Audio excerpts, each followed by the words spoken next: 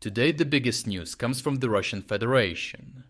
Here, separatists have emerged again to stage a coup and try to secede from Russia. However, what followed was a brutal crackdown and forced exile, showing that only oppression can hold the country together now. Recently, Alexander Ivanov, a former parliamentarian from Yakutia, initially built his platform around claims that the Sakha people lacked political and cultural freedom, framing issues of language and identity as evidence of systemic inequality. He escalated this position by publicly entertaining the idea of Yakutia secession and amplifying his message through symbolic gestures, including recorded statements at the Independence Monument, which recast a regional discourse into a more overtly political challenge to the Russian state. His activities moved beyond domestic advocacy as he began cultivating international visibility using foreign media outlets, particularly in Turkey, to project his narrative outward and aligning himself with circles linked to Pan Turkist ideology. This shift effectively transformed his position from a regional political stance into one with geopolitical implications, raising concerns about external influence and coordination. Moscow's response followed this escalation as Ivanov was designated a foreign agent and stripped of his parliamentary mandate. By persistently promoting narratives of oppression and advocating separation, he directly undermined national unity. The central authorities must suppress these separatist ideas before they spread to other regions and political spaces. Because of the developments in Yakutia, Russia must act now to prevent further disruptions in other problematic parts of the country. Notably, the risk is far greater than Ivanov's remarks, because now these ideas can quickly proliferate, and other regional politicians and activists can join him and declare their desire for more autonomy or full independence. If other separatists see that Moscow cannot assert dominance, they will be inclined to act while the government is weak and occupied with waging a war in Ukraine. These separatist tendencies are not limited to Yakutia, but can be observed across several regions of Russia, taking different forms depending on local history and demographics, which makes it harder for Moscow to control.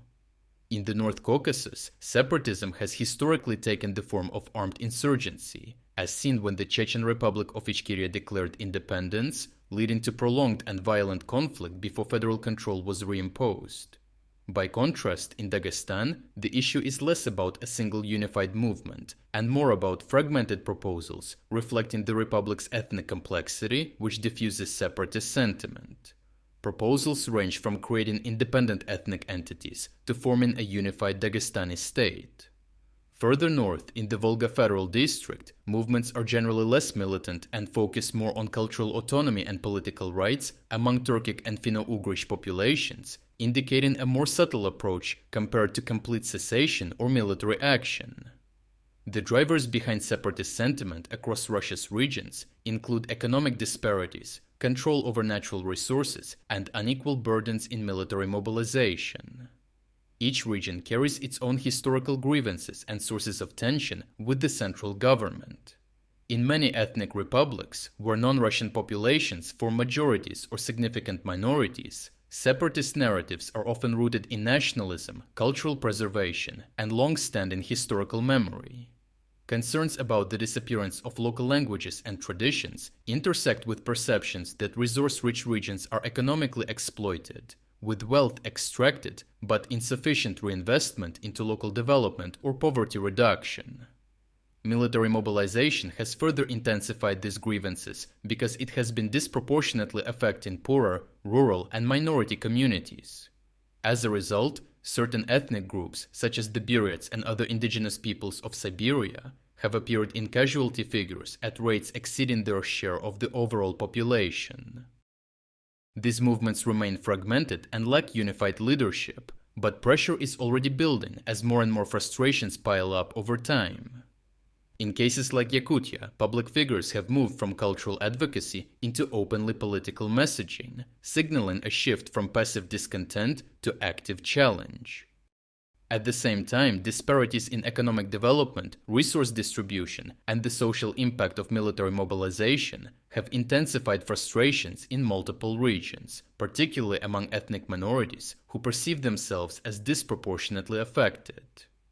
For Moscow, the real risk isn't one big organized separatist movement, but the buildup of many smaller problems, frequent local protests, ongoing regional frustrations, and the fact that talk of separation is becoming more common and accepted over time. This creates a more complex challenge, where discontent is no longer isolated, but embedded across different regions and social groups. Overall, the Kremlin opted for repression over reform, risking deeper instability in the long term. Moscow currently does nothing to find a solution to these problems, and as long as the war goes on, the central government seems to be weakening. This development will encourage the separatist movements to act more decisively and speak up against the repression. If you would like to explore other key developments today that we couldn't cover in this video, make sure to visit our interactive news map.